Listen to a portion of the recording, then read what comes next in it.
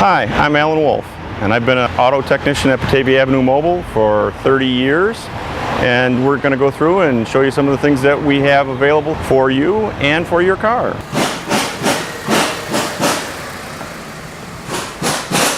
And very simply, we go through and plug in a scan tool to do the diagnostic work. What we would do is go in and pick out which vehicle that we have. It is a Honda Civic.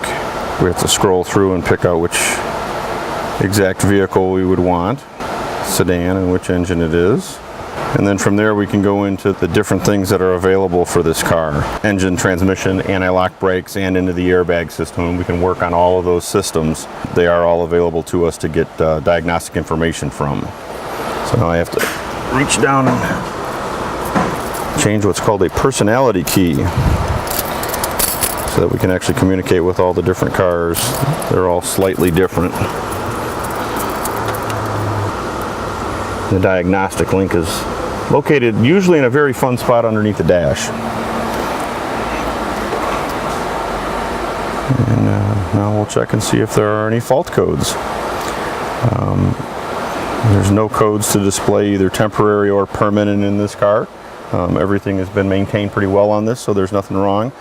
Basically what you would look for to see if you needed to have diagnostic work done would be the little, usually an engine diagram light that's on the dash. If we can get a shot of that. So it's a very small yellow light in the shape of an engine. Sometimes says service engine soon or service engine now. Not to be confused with the maintenance required light. That's usually for an oil change, but it's usually a little yellow light.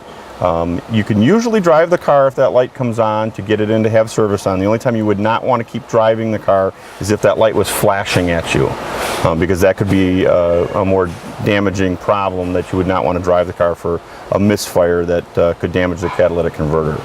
So that's the only time you would not want to drive if that light was on. We can also go through, and one of the things that diagnostic capabilities have on these is you'll be able to go in and look at all of the sensors and everything that puts information into the onboard computer in the car. And that's typically, what would be a problem.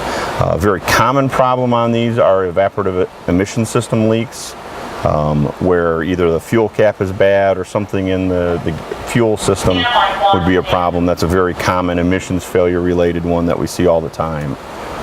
Oxygen sensors, spark plugs, ignition misfires, all very common on just about every car manufacturer. And now you know.